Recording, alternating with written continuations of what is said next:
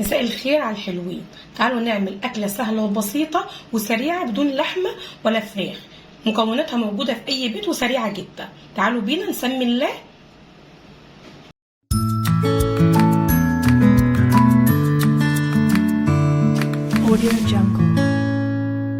بسم الله الرحمن الرحيم.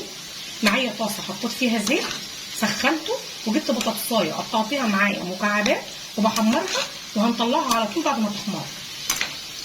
ومعايا بتنجانية مقطعاها برضو معايا قطع صغيرة هحطها في الزيت بحمرها، بس غسلاها الأول ونقعاها في مية بملح، وجايبة برضو معايا نص معلقة ملح صغيرة هكبها معايا في قلب الزيت عشان ما تشربش مني الزيت.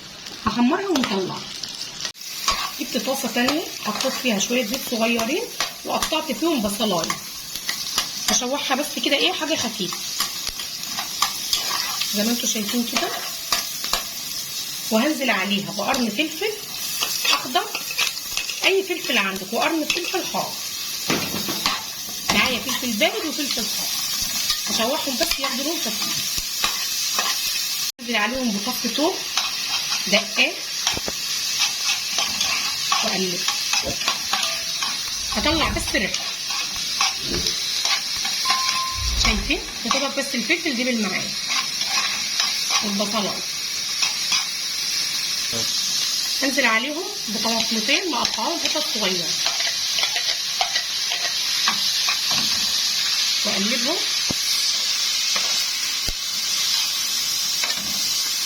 وانزل عليهم بمعلقتين صلصه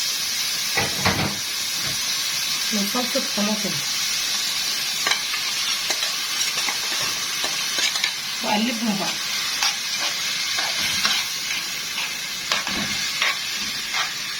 واجيب المكونات اللي انا قلبتها عندي واكبها عليها برضه،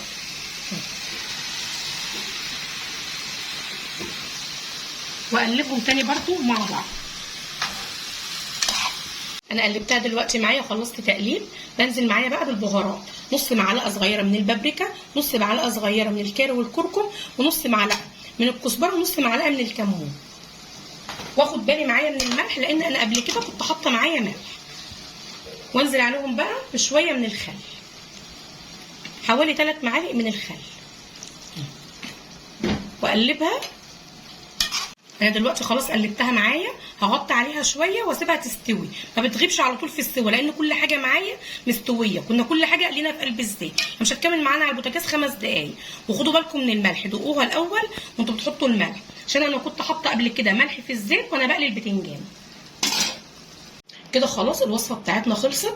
اتمنى ان هي ان شاء الله تعجبكم وجربوها. واللي اول مره يشوفني يا ريت يعمل لي اشتراك في القناه.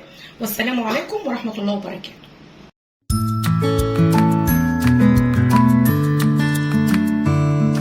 Audio Jungle.